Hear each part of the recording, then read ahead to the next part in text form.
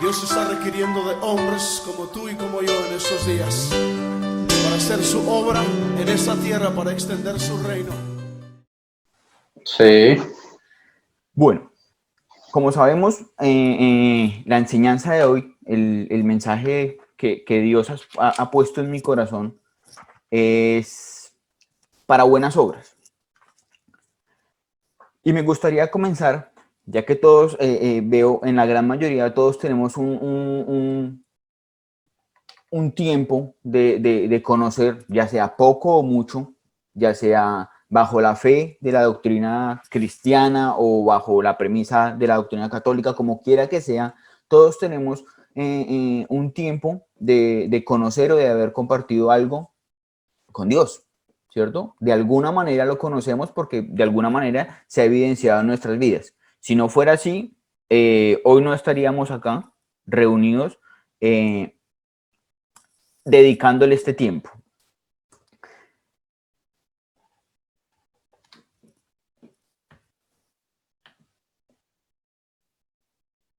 Entonces, comienzo haciendo una pregunta básica y es, si te preguntaran por Jesús, ¿cómo lo describirías?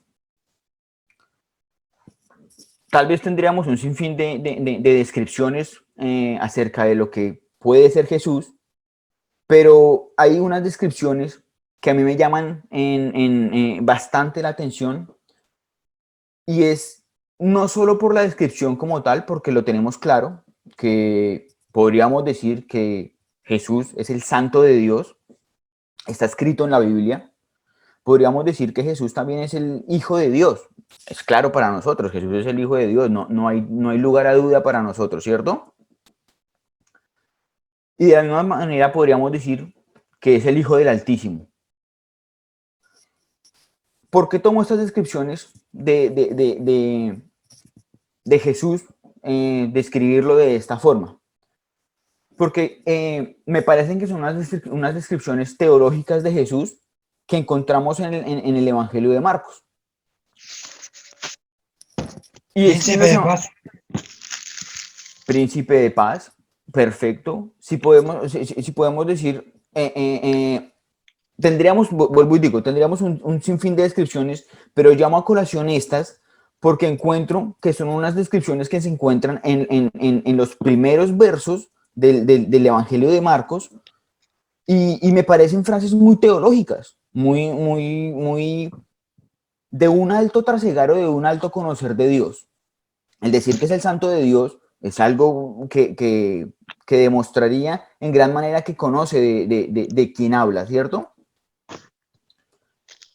Y sin lugar a duda, nos diría que seríamos capaces de, con estas descripciones, profesar de alguna manera, a grandes voces, la magnificencia y el poder que tiene Dios en nuestras vidas. Y seríamos capaces de inclinarnos y de humillarnos frente a la presencia de Jesús, frente a la presencia de Dios, sin ningún problema.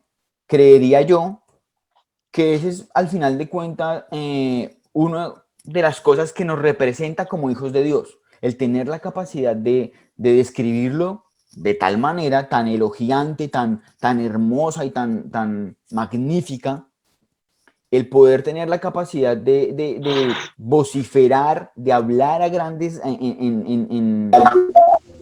en vía pública, podríamos decir, de la magnificencia de Jesús, el poder rogarle y tener presente, el pedirle, el darle, hacerle peticiones, todo eso es lo que nos han enseñado, que es lo que nos puede representar como hijos de Dios. Pues al final de cuentas, creemos, ¿no? Y como creemos, tenemos la capacidad o podemos, de alguna manera, llamarlo así y hacer este tipo de acciones. Es nuestra creencia, ¿verdad? amén.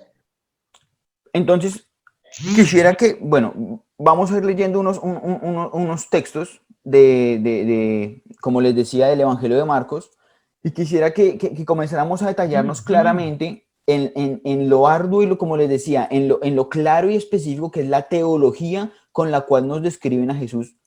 Y quiero prestar gran atención en ciertas cosas, como ¿quiénes son estos teólogos o quiénes son estos seres que nos describen claramente lo que es Jesús? Entonces comenzamos por Marcos 1, del 23 al 26, donde nos cuenta que, pero habría en la sinagoga de ellos un hombre con espíritu inmundo que dio voces, diciendo, ¿qué tienes con nosotros, Jesús Nazareno?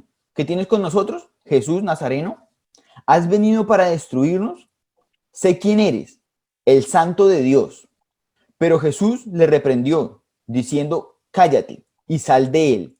Y el espíritu inmundo, sacudiéndole con violencia y clamando a gran voz, salió de él. Tenemos la primera descripción, el Santo de Dios.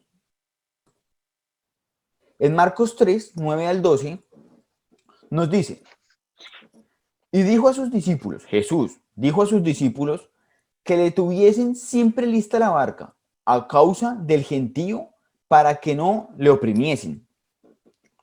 Porque había sanado a muchos de manera que por tocarle cuantos tenían plagas caían sobre él. Y los espíritus inmundos, al verle, se postraban delante de él y daban voces diciendo, tú eres el Hijo de Dios. Mas él les reprendía mucho para que no le descubriesen.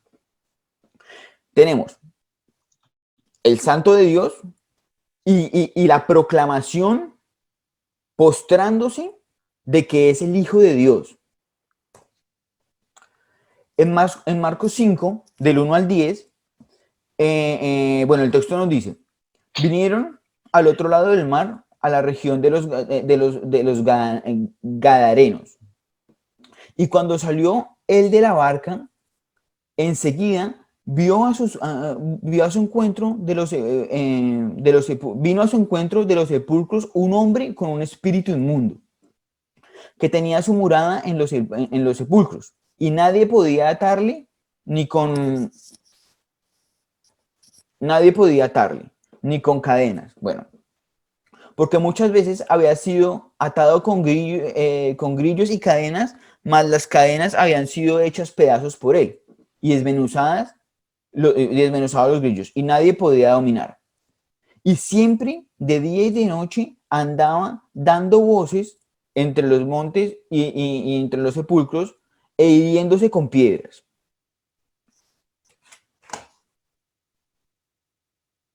Permítame un segundito. E hiriéndose con piedras. Y cuando vio pues a Jesús, de lejos corrió y se arrodilló ante él, y clamando a gran voz dijo, ¿qué tienes conmigo, Jesús, Hijo del Dios Altísimo? Te conjuro por Dios que no me atormentes. Porque le decía, sal de este hombre, espíritu inmundo. Y le preguntó, ¿cómo te llamas? Y respondió diciendo, Legión me llamo porque somos muchos. Y le rogaba mucho que no lo enviase fuera de aquella región. Esta parte de la Biblia que estamos leyendo es, digamos, uno de los más conocidos de nosotros, que es cuando Jesús da la orden o les permite a esta región a ir hacia los cerdos, y más adelante los cerdos se van por un despeñadero y pues obviamente mueren. Lo curioso de este caso y lo que yo venía hablando es que en Marcos, como decíamos, al inicio nos demuestran una visión clara, teológica, de lo que podríamos observar de cómo se debería reflejar Jesús, ¿cierto? Hablando del Santo de Dios, hablando del Hijo de Dios, Hijo del Altísimo, poniéndolo en gran estima. Y no solo eso, sino que aquí nos demuestra que quienes dieron esa respuesta o esa descripción teológica de Jesús tenían la capacidad de postrarse frente a él. Eran capaces de rogarle, de hacerle peticiones, rogarle a él. Eran capaces de vociferar frente a todo el mundo sobre su magnificencia y su poder. Entonces, comenzamos esta parte diciendo, tenemos que hablar claro. Entonces, los demonios creen en Dios, porque si no creyeran no son capaces de decir que es el Altísimo de Dios, que es el Hijo de Dios. Ya, creen en Dios. Es claro, en Santiago 2:19 nos dice que creen. Reconocen su poder, reconocen el poder de Dios y el poder de Jesús.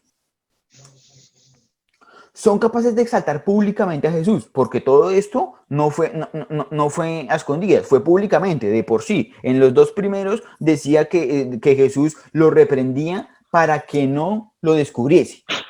O sea, cállese, porque para que no me descubran, ¿cierto? O sea, lo hacían públicamente. Reconocen la magnificencia de Dios. No por nada eran capaces de decirle, oye, tú eres, o sea, no me reprendas, no me saques de aquí, no me saques de esta ciudad. Te ruego que nos permitas caer aunque sean los cerdos. Son capaces de rogar a Dios por sus peticiones. Vemos claramente que en el versículo que leíamos, le rogaban a Jesús que no lo sacara de la tierra.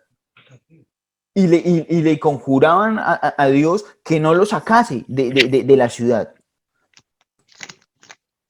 Y no solo eso, sino que el reconocimiento no lo hacen de manera individual, sino que también lo hacían en grupo. Fíjense que decía que él les preguntó, ¿cómo te llamas? Y respondió diciendo, me llamo Legión, me llamo porque somos muchos. Quiere decir que no era uno solo el que le estaba rogando, eran una legión.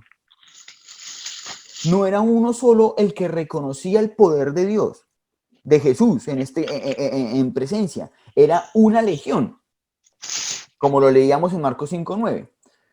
Entonces esto me lleva a mí a pensar, ¿cómo así?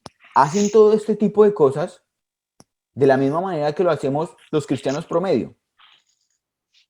Porque los cristianos promedio pensamos y nos basamos bajo la teoría de que si somos capaces de rogarle, si somos capaces de exaltarlo, si somos capaces de decirle, si somos capaces de públicamente decir yo creo en Dios, ya con eso nos ganamos todo y ya con eso creemos y tenemos fe en Dios. Pero fíjense que aquí nos están demostrando que los espíritus inmundos, los demonios, también creen de la misma manera. También son capaces de vociferar y hablar a gran escala de lo que Dios puede hacer. ¿Creen? De la capacidad que Dios tiene y del poder, de su magnificencia y del poder que tiene para gobernar las vidas. ¿Creen? De quienes Y le tiemblan. permiten. Correcto, creen y tiemblan, pero creen al final de cuentas. Y entonces esto me lleva a decir, me lleva a pensar, ¿cómo así? Se supone que son espíritus inmundos, ¿verdad? ¿Y cómo es posible decir la verdad con espíritus malos? ¿Cómo es posible tener la capacidad de decir la verdad aun cuando sean espíritus inmundos? Si nos fuéramos a leer en Hechos 16:16, encontramos una parte en cuando Pablo va a Filipos, dice que mientras él caminaba, mientras él llegaba, mientras él andaba, una mujer con un espíritu de adivinación salía y a gran voces gritaba diciendo que él predicaba la verdad. Entonces yo digo, pero pues como quiera que sea, el espíritu está diciendo la verdad. Entonces es donde comienza a no sonarme la cosa. Espera un momentico. No es solo simplemente por profesar públicamente. No es solo simplemente por decirlo públicamente. No es solo simplemente por hablarlo públicamente. Porque como vemos, de la misma manera que lo hace el cristiano promedio, también lo hacen los espíritus inmundos. ¿Cierto? Entonces, en eso no nos diferenciamos. Y si no tenemos diferencia, ¿cómo hacemos para diferenciar el que es hijo de Dios a el que es simplemente, válgame, entendiendo en el mejor sentido, un charlatán más? Hablando en el mejor sentido de la palabra. alguien que se está aprovechando, sea espíritu inmundo y sea no. ¿Y por qué lo digo alguien que se está aprovechando? Porque como quiera que sea, tenemos que tener una premisa clara. Y es que el diablo siempre va a ser capaz de vendernos, de darnos 1000 verdades. Y eso es totalmente seguro. El diablo nos puede entregar 1000 verdades y darnos la razón en 1000 verdades, al punto de decir que es el santo de Dios, el hijo de Dios, el hijo del Altísimo, de arrodillarse frente a él, al punto de tener la oportunidad de rogarle a él, ¿cierto? Solo con una sola premisa, que tú te tragues una de sus mentiras. Porque tragándote una de sus mentiras, comienza el problema de tu dilema mental. Y el dilema mental que comienzas a tener es, pero yo como, si hacen lo mismo, o sea, el dilema mental que comienza a hacer es a fastidiar, a molestar en gran parte tu compromiso o tu responsabilidad de ser hijo de Dios. Vuelvo y digo, esta es la diferencia que estamos buscando entre qué nos diferencia entre ser hijo de Dios y alguien más del montón. Alguien más del montón que, como les digo, pueden hablar de Dios, pueden exaltar a Dios, pueden expresar su magnificencia, pueden rogarle a Dios, pueden pedirle a Dios, ¿cierto? Pero todo bajo una premisa de una fe muerta. Entonces, en Efesios 2, del 8 al 10, nos dice, porque por gracia sois salvos, por medio de la fe. Y esto no de vosotros, pues es don de Dios. No por obras para que nadie se gloríe, porque somos hechura suya, creados en Cristo Jesús para buenas obras, las cuales Dios preparó de antemano para que anduviésemos en ellos. Y en esto sí me gustaría que nos grabáramos esta partecita en rojo, creados en Cristo Jesús para buenas obras. Entonces entendemos, leyendo Efesios del 2 al 10, 2, del 8 al 10, entendemos que la fe nos permite hallar la gracia del Padre. Fíjense claramente que aquí nos dice, por medio de la fe, y esto no de vosotros, pues es don de Dios, ¿cierto? Nos está hablando que la gracia es don de Dios, ¿cierto? Pero que nosotros hayamos, que Dios haya en gracia para nosotros, ¿cierto? A través de la fe que nosotros tenemos. Pero a su vez nos dice, como nos dice aquí, por medio de la fe, que es por donde hallamos la gracia, también de esta manera la fe es lo que nos presenta como hijos de Dios ante los demás. Por la fe es como yo me debo presentar como hijo de Dios frente a los demás. Es ahí donde encontramos la diferencia entre el montón y los hijos de Dios. ¿Y cómo expresamos la fe? Para que nos, para que nos sirva a través de carta de presentación. Las buenas obras. Santiago 2, del 14 al 18 nos dice, hermanos míos, ¿de qué aprovechará si alguno dice que tiene fe y no tiene obras? ¿Podrá la fe salvarle? Y si un hermano o una hermana está desnudo y tiene necesidad de mantenimiento,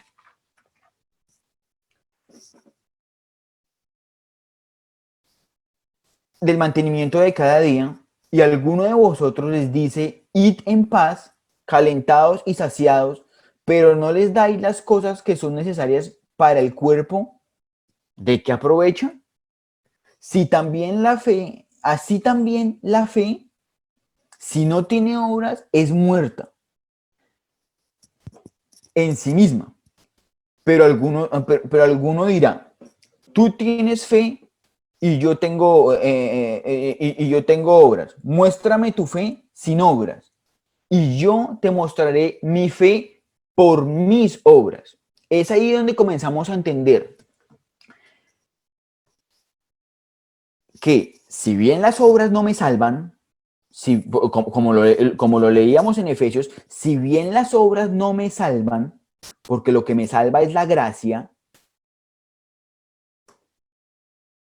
es por las obras que yo demuestro mi fe.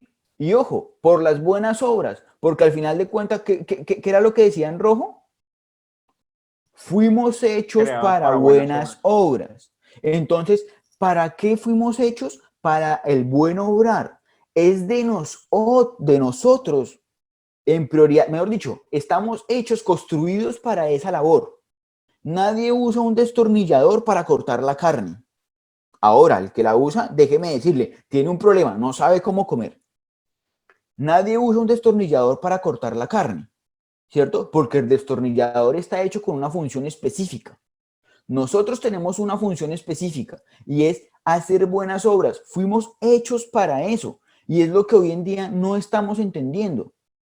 Pero ojo, ¿qué es lo más duro del tema? Que es que las buenas obras no es lo que nosotros lo que nos enseñaron o lo que hemos aprendido, de que las buenas obras es simplemente ayudar al más necesitado, darle de comer, dar la limosna, entregar unas moneditas, entregar un pan. Sí, claro, esas son buenas obras, pero no es solo eso. Las buenas obras es respetar la fila, es no pasarme un semáforo en rojo, es pedir permiso, es abrirle la puerta a alguien de una forma decente. Todo eso son buenas obras. Y al final de cuentas, como les digo, todo eso es lo que refleja y demuestra mi fe y la fe en el Dios que yo creo. ¿Cierto? Acordémonos claramente que la Biblia dice que tenemos que tener la voluntad de Jesús, ¿cierto? Que aun siendo Dios, dejó digamos, dejó ese galardón que tenía y se humilló hasta, hasta recibir muerte y muerte de cruz, ¿cierto? Dice que se volvió esclavo, ¿sí? Por nosotros hasta recibir muerte y muerte de cruz. Entendiendo eso, entendemos que él lo que la función que él nos demuestra es que la voluntad es generar y ser hacedores de buenas obras, que es lo que hoy en día no entendemos. ¿Por qué? Porque nos han enseñado un evangelio o hemos convertido el evangelio en un evangelio de fe sin obras. ¿Cuándo? Cuando es una fe muerta, ¿cierto? Porque la fe sin obra nos convierte en una fe muerta, ¿cierto? En el que podemos tener muchas posturas religiosas, entendiendo que la fe sin obras es una fe muerta, una fe de posturas, una fe de apariencias. Entendemos que podríamos hablar de que es una fe que busca un nombre, una fe vacía que simplemente lo que busca un nombre. Y entonces encontramos un sinfín hoy de personas que nos llevan mensajes, que nos hablan de Dios y nos los muestran de una manera bonita y de una manera emocional y de una manera que nos toca el corazón, ¿cierto? Pero nos toca el corazón de una manera emocional, fisiológica, una manera que simplemente la palpamos porque nos toca nuestra necesidad, pero no nos alivian nuestra necesidad. Cuando entendemos eso y comenzamos a entender la importancia de nuestras buenas obras para con los demás, estoy diciendo, vuelvo y le repito, cuando yo digo mis buenas obras para con los demás, no es todo lo que también beneficia a los demás, sino lo que en cierto modo también me beneficia a mí, ¿cierto? Porque si yo tengo buenas obras, también las debo tener para conmigo, tener una vida sana, comportarme, no comer de una manera gigantesca. Todo eso son buenas obras también para conmigo. O sea, las buenas obras también aplican para con uno mismo, no solo para con los demás. Cuando yo entiendo eso, me lleva a entender que así como Juan, como lo describe Juan 1, del 19 al 23, cuando le preguntan a Juan el Bautista que él quién es, y él responde, este es el testimonio de Juan. Cuando los judíos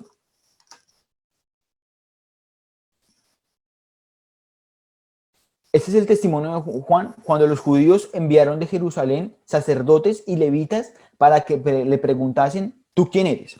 Confesó. Confesó y no negó, sino confesó.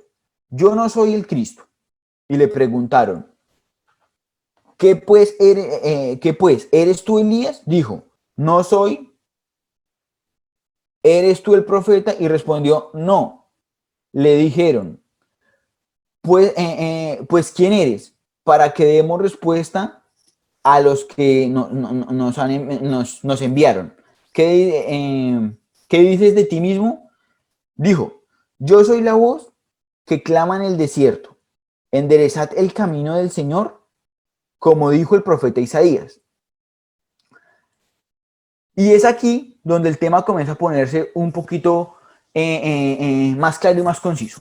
Cuando nosotros entendemos que estamos hechos para buenas obras, entendemos que nosotros somos el vivo ejemplo de la buena obra del Señor, de la buena obra de Dios, ¿cierto? Porque fuimos hechos para buenas obras, las cuales Él de antemano ya preparó para que nosotros anduviésemos en ellas.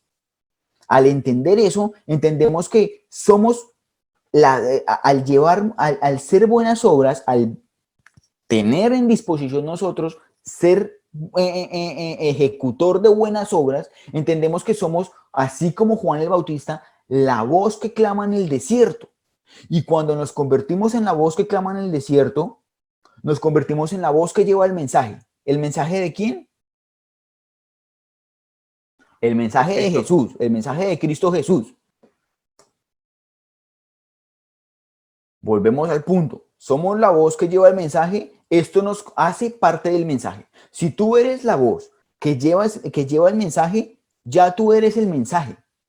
Déjate de un lado ese tema, y sí, puede sonar muy descabellado para algunos que pueden tener un criterio bastante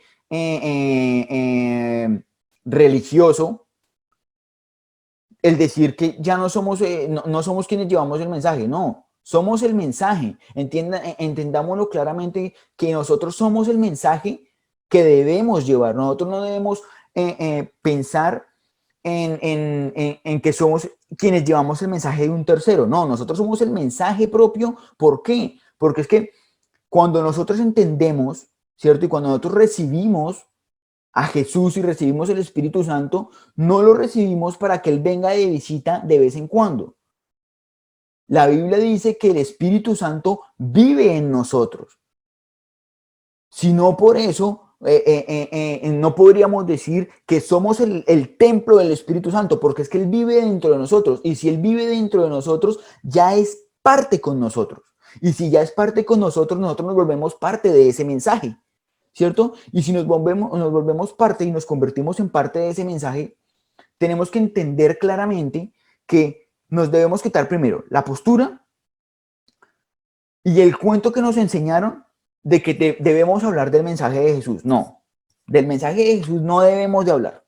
Del mensaje de Jesús hablan quienes tienen una fe muerta, que son capaces de decir que es el Altísimo, el Hijo de Dios, de sentarse, de rogarle, de pedirle, que son capaces de vociferar, pero que no tienen un actuar que demuestre que vaya que vaya en concordancia con lo que creen, ¿cierto? Esos son los que hablan del mensaje de Jesús. Nosotros debemos mostrar en carne propia el mensaje de Jesús. Nosotros no debemos hablar del mensaje de Jesús, debemos ser el mensaje de Jesús. Amén. Y cuando entendemos que debemos ser el mensaje de Jesús, entendemos que las personas deben poder ver a Jesús a través de nosotros, no a través de lo que les decimos. Y quiero que nos grabemos algo. Mire, el ser humano aprende el 10% de lo que oye y el 90% de lo que ve.